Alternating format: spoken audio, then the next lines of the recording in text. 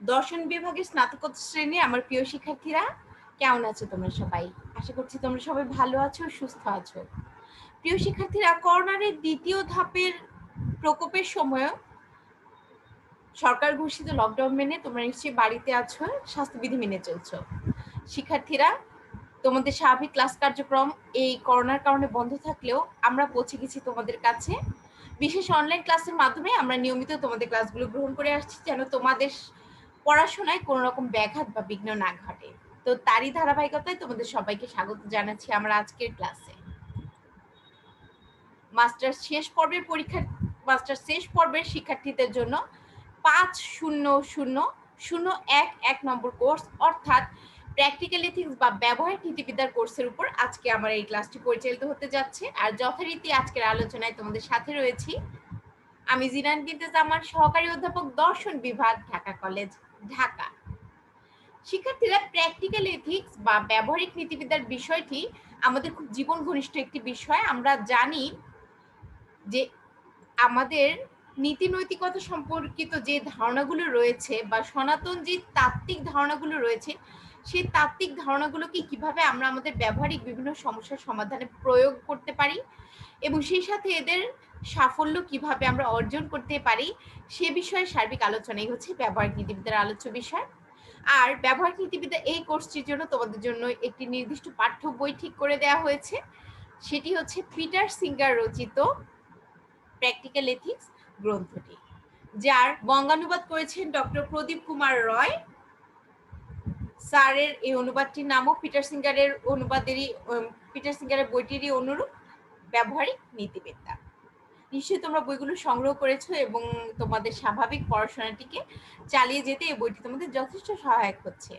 প্রিয় শিক্ষার্থীরা, practical ethics বা ব্যবহারিক নীতিবিদ্যার বেশ কিছু গুরুত্বপূর্ণ আলোচনার ধারাবাহিকতায় আমরা আজকে পৌঁছে গেছি এই বইটির তৃতীয় অধ্যায়ের আলোচনায়।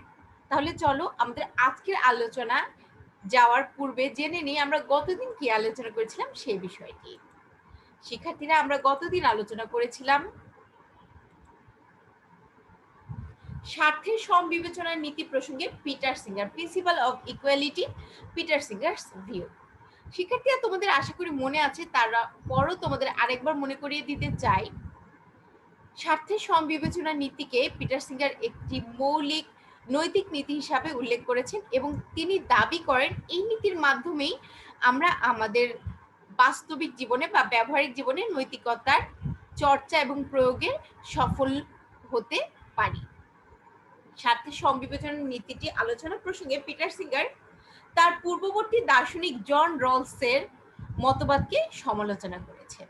জন রলস তার জাস্টিস গ্রন্থটিতে আলোচনা করেছেন সমতার নীতি সম্পর্কে।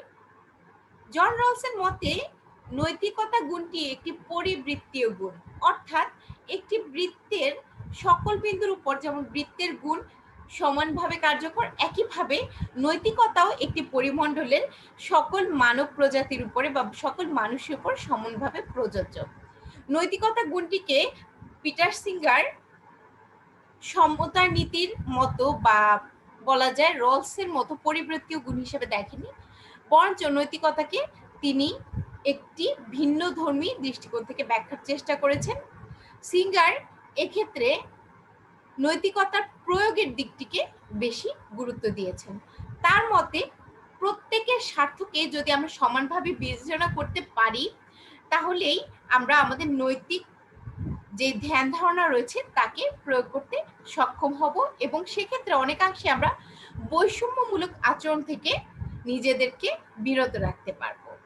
তো পিটার সিঙ্গারের স্বার্থের সমবিবেচনার নীতি বা প্রিন্সিপাল অফ ইকুয়ালিটির যে ধারণা রয়েছে, সেই ধারণারই একটি অনুসিদ্ধান্ত হিসাবে আমরা তার তৃতীয় অধ্যায়ে মানবেতর প্রাণী সম্পর্কিত আলোচনায় জানতে পারি। প্রিয় শিক্ষার্থীরা, মানবেতর প্রাণী বলতে আমরা আসলে কি বুঝছি, বিষয়টি এখানে জরুরি। মানুষ নয় বা মানুষের মতো নয় এমন যে প্রাণী রয়েছে এই বিশাল জীবজগতে, তাদের প্রতি যে আমাদের নৈতিক কর্তব্য রয়েছে সেই কর্তব্য নিয়ে আলোচনাই আসলে মানবেতর প্রাণী সম্পর্কিত বা মানবেতর প্রাণীর অধিকার সম্পর্কিত আলোচনার অন্তর্ভুক্ত। পিটার সিঙ্গার এ বিষয়ে মানুষ ছাড়াও অন্যান্য প্রাণীদের অধিকারকে সুরক্ষিত করার ক্ষেত্রে বিশেষ জোর দিয়েছেন বলে আমরা তার প্র্যাকটিক্যাল এথিক্স গ্রন্থটিতে জানতে পারি। মানবেতর প্রাণীর প্রতি আমাদের আচরণকে আমরা কিভাবে স্বার্থের সমবিবেচনা নীতির মাধ্যমে প্রয়োগ করতে পারি সেই বিষয়টি এই তৃতীয় অধ্যায়ে তিনি আলোচনা করার চেষ্টা করেছেন। পিটার সিঙ্গারের এই তৃতীয় অধ্যায়ের যে আলোচনা, সেই আলোচনার দিকে যদি আমরা লক্ষ্য করি তাহলে আমরা দুটি ধারণা বা দুটি প্রত্যয়কে বারবার আসতে দেখছি, সেটি হচ্ছে জাতিবাদ এবং প্রজাতিবাদ। প্রিয় শিক্ষার্থীরা, আমাদের আজকের আলোচ্য বিষয় সেই গুরুত্বপূর্ণ দুটি প্রত্যয় নিয়ে আজকে আমরা আলোচনা করব রেসিজম অ্যান্ড স্পেসিসিজম বা জাতিবাদ এবং প্রজাতিবাদ এই সম্পর্কে।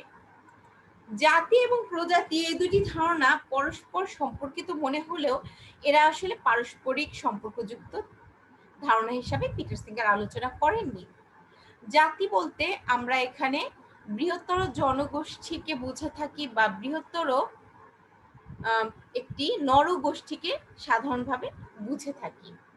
অপরদিকে প্রজাতি বলতে আমরা একটি জাতির অন্তর্গত যে ভিন্ন ভিন্ন বৈশিষ্ট্য সম্পন্ন ক্ষুদ্র জাতিসত্তা রয়েছে তাদেরকে প্রজাতি হিসাবে উল্লেখ করে থাকি। তো পিটার সিঙ্গারের মত অনুসারে জাতিবাদ এবং প্রজাতিবাদের যে ধারণা তাকে আমরা এনসাইক্লোপিডিয়া অফ ফিলোসফিক্যাল ব্রিটানিকার আলোকে আলোচনা করতে পারি। তাহলে চলো আমরা এদের সংজ্ঞা নিয়ে একটু ধারণা নেওয়ার চেষ্টা করি। প্রিয় শিক্ষার্থীরা, তোমরা স্ক্রিনে দেখতে পাচ্ছ আমরা প্রথমে আলোচনা করেছি রেসিজম বা জাতিবাদ নিয়ে। Racism also called racialism, the belief that human may be divided into separate and exclusive biological entities called races, that there is a causal link between inherited physical traits and traits of personality, intellect, morality, and other cultural and behavioral features, and that some races are innately superior to others. The term is also applied to political, economic, or legal institutions and systems that engage in or perpetuate discrimination on the basis of race or otherwise reinforce racial inequalities in wealth and income, education, healthcare, civil rights, and other areas. Such institutional, structural, or systematic racism became a particular focus of scholarly investigation in the 1980s with the emergence of critical race theory. In offshoot of the critical legal studies movement since the late 20th century, the notion of biological race has been recognized as a cultural invention entirely without scientific basis. Encyclopaedia Britannica. প্রিয় শিক্ষার্থীরা, লক্ষ্য করো এই যে আমরা racism সম্বন্ধে ব্রিটানিকার যে মতটি দেখতে পাচ্ছি তার প্রথম এবং শেষ লাইনটি কিন্তু খুবই গুরুত্বপূর্ণ। প্রথম লাইনে আমরা দেখতে পাচ্ছি রেসিজম বা জাতিবাদ বলতে সাধারণত এমন কিছু বায়োলজিক্যাল বা জীবগত জৈবিক বৈশিষ্ট্যকে আমরা বুঝে থাকি যা কোনো একটি নরগোষ্ঠীকে বা কোনো একটি গোষ্ঠীকে অন্য আরেকটি গোষ্ঠীর চেয়ে পৃথকভাবে আমাদের সামনে তুলে ধরে। আবার শেষ লাইনটি যদি আমরা লক্ষ্য করি সেখানে দেখা যাচ্ছে এই যে আমরা যেই জৈবিক বৈশিষ্ট্যের ভিত্তিতে একটিকে জাতি হিসাবে উল্লেখ করছি বা বিশেষ জাতি হিসাবে উন্নত জাতি হিসাবে মূল্যায়ন করছি এবং অপর একটি নরগোষ্ঠীকে অধতন বা নিম্নমানের জাতি হিসাবে নির্দেশ করছি, তার প্রকৃতপক্ষে কোনো সায়েন্টিফিক ব্যাকগ্রাউন্ড বা বৈজ্ঞানিক প্রেক্ষাপট নেই? এই যে রেসিজম বা জাতিবাদের ধারণাটি, এটির কিন্তু একটি উগ্র রূপ আমরা দেখতে পাই প্রথম বিশ্বযুদ্ধের পরপর জার্মানির অ্যাডলফ হিটলারের মধ্যে। প্রিয় শিক্ষার্থীরা, তোমাদের নিশ্চয়ই মনে আছে জার্মানির যে ধ্বংসযজ্ঞ আমরা দেখেছিলাম হিটলারের সময়কালের নাৎসি বাহিনীর। সেখানে দেখা গেছে হিটলার মনে করতেন জার্মানিরা সমগ্র বিশ্বের মানব জাতির মধ্যে উন্নততর জাতি, তারা বিশুদ্ধ আর্য জাতি। তাদের গায়ে বা তাদের শরীরে বাহিত যে রক্ত, সেই রক্তধারাই হচ্ছে সবচেয়ে পিওর বা বিশুদ্ধ রক্তধারা। এছাড়া অন্য যারা রয়েছে তারা আসলে নিম্নতম বা অধতর মানব জাতি।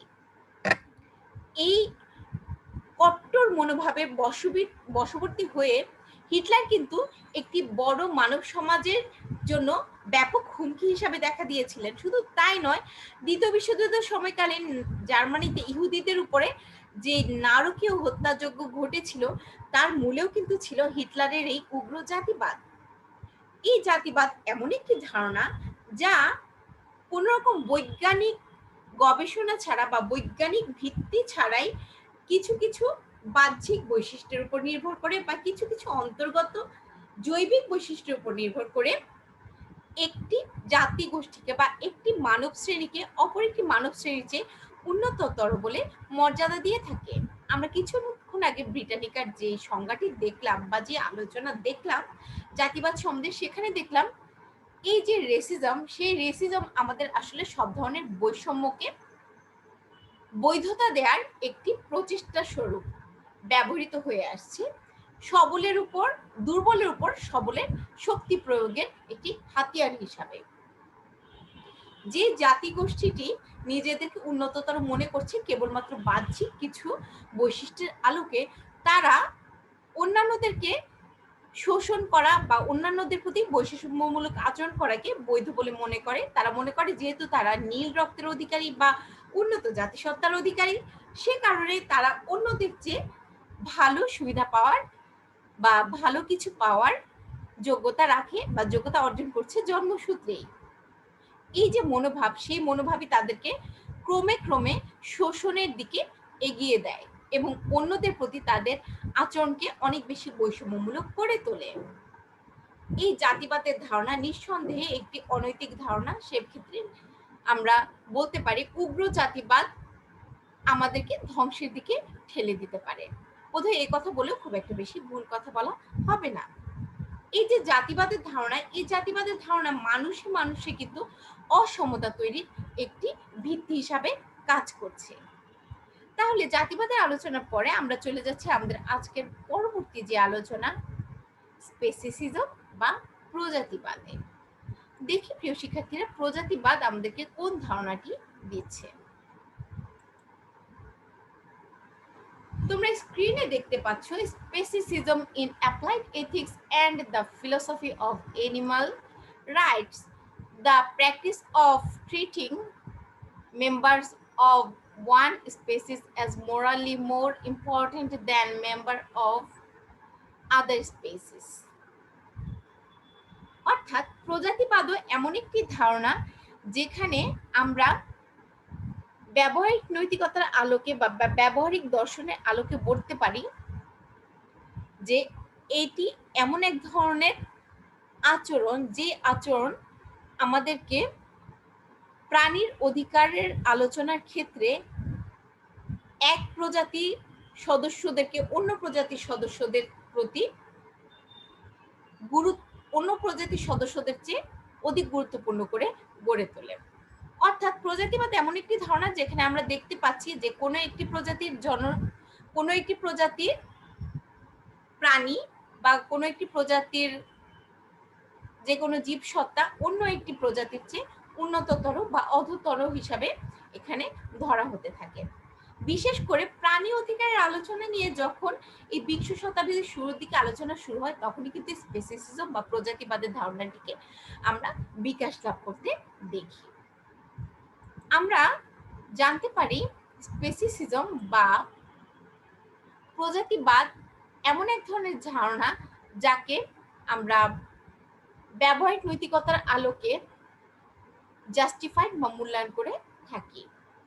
The nation has been variously formulated in terms of the interest, rights, and uh, personhood of humans and animals, and in terms of the supposed moral relevance of species membership. The term speciesism was introduced by the English philosopher Richard Ryder in the 1970s and subsequently popularized by the Australian philosopher Peter Singer.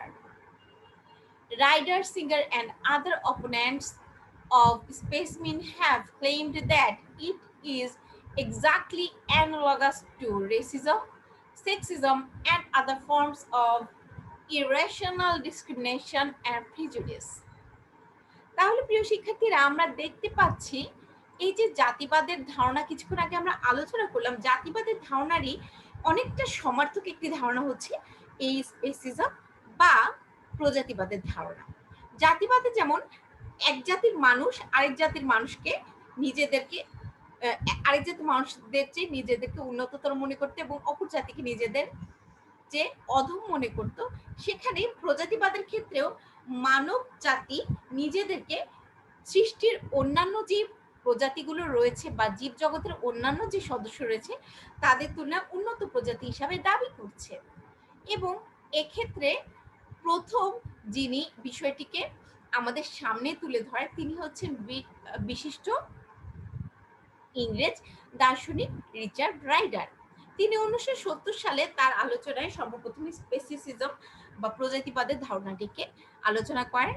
পরবর্তীতে তারই সূত্র ধরে Australian দার্শনিক Peter singer, যার বই আমরা এখন পড়ছি, যার বইটি আমাদের পাঠ্য, তিনি কিন্তু স্পেসিসিজম নিয়ে একটি ব্যাপক আলোচনা করেছেন এবং একে তিনি যৌন বৈষম্যবাদ কিংবা জাতি বৈষম্যবাদের সমার্থক একটি ধারণা হিসেবে আমাদের সামনে তুলে ধরেন। প্রজাতিবাদ জাতিবাদের মতোই সম্পূর্ণভাবে বৈজ্ঞানিক ভিত্তিহীন একটি মতবাদ। এই মতবাদটি আমাদের সামনে শোষণ বা বৈষম্যের একটি ইতিহাসকে তুলে ধরে, যেখানে মানুষ অন্যান্য প্রাণীর প্রতি নিজের বৈষম্যমূলক আচরণ করবে, সেখানেই আমরা প্রজাতিবাদকে দেখতে পাই। প্রজাতিবাদ অনুসারে মানুষই উন্নত প্রজাতি এবং সৃষ্টি অন্য সব কিছু বা জীবজগতে অন্য সব জীব হচ্ছে অনুন্নত বা অধস্তন প্রজাতি বিশেষ। প্রজাতিবাদের এই আলোচনা থেকে আমরা আরো বেশি যা জানতে পারছি সেটি হচ্ছে মানবেতর প্রাণীকে কোনো প্রকার অধিকার দেওয়ার ক্ষেত্রে প্রজাতিবাদ বিরূপ ধারণা পোষণ করে। পিটার সিঙ্গার সঙ্গত কারণেই তার সমতার নীতির আলোকে এই জাতিবাদ এবং প্রজাতিবাদের কট্টর বিরোধিতা করেছেন। তিনি দেখাতে চেয়েছেন প্রত্যেকের স্বার্থই স্বার্থ এবং স্বার্থকে সমভাবে বিবেচনা করতে পারলেই আমরা একটি নৈতিক স্ট্যান্ডার্ড বা মোরাল স্ট্যান্ডার্ডে উপনীত হতে সক্ষম হব।